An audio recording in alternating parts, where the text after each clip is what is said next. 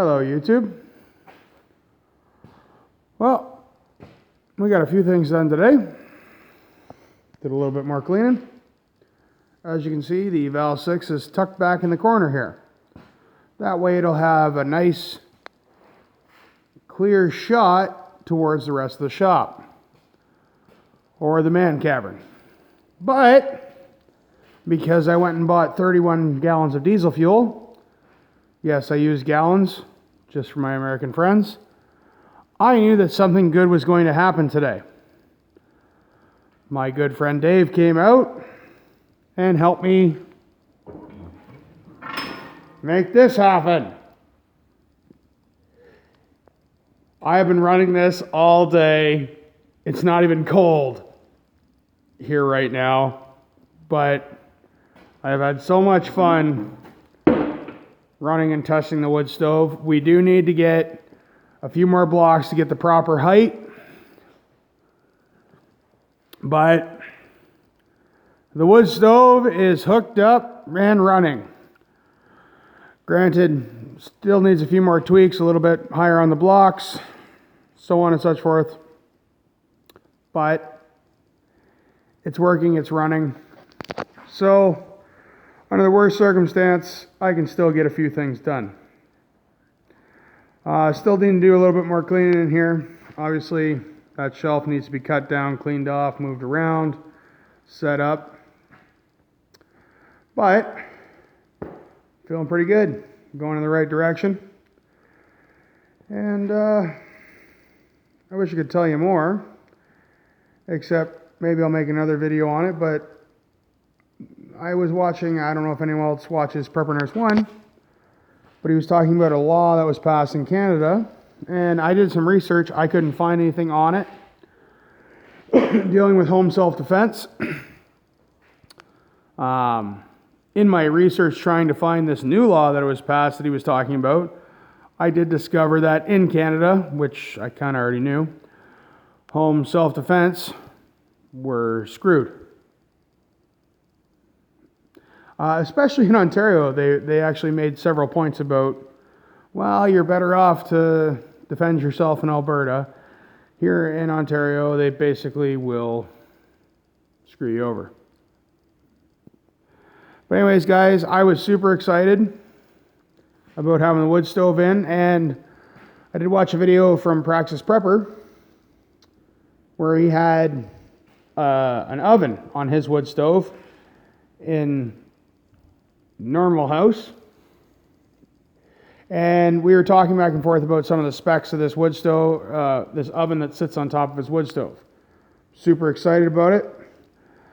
I think I'm actually going to either A, try to find one that'll fit on this wood stove, and it would sit either on this top plate or lower plate, or get one custom made for me due to the fact that I do have some people that I know quite well that will do fabricating work for me, professional fabricating work.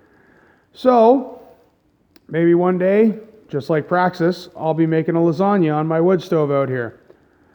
But we're going to do a little bit more moving around. This wood rack is going to get moved, get a backing plate on it, and get moved over here beside the brick wall. And this seems to be the way the wood stove is going to be set.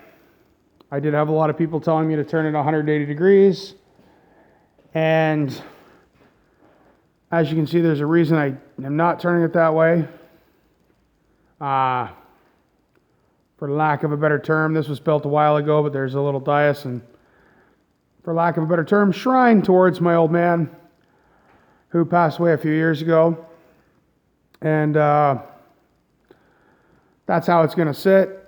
A lot of people did make mention of it's be hard to clean out this ash door back in here. Oh, Jesus, this is hot. This isn't actually true. This is actually, that steel is actually off of an old boiler where it says remove ashes daily. The only time I'm actually going to have to get in there to clean out those ashes is when you clean out your chimney, which is once, maybe twice a year. So it's not a great big deal. And obviously I just won't be running the wood stove at that point in time. But I am still thinking about getting steel cask or container, doing the copper wrap, try to make some hot water sink in this area right here behind the wood stove, which I think will be one, not a heat, what's the opposite of a heat? A heat battery. And two, I'll have fresh hot water, just for fun.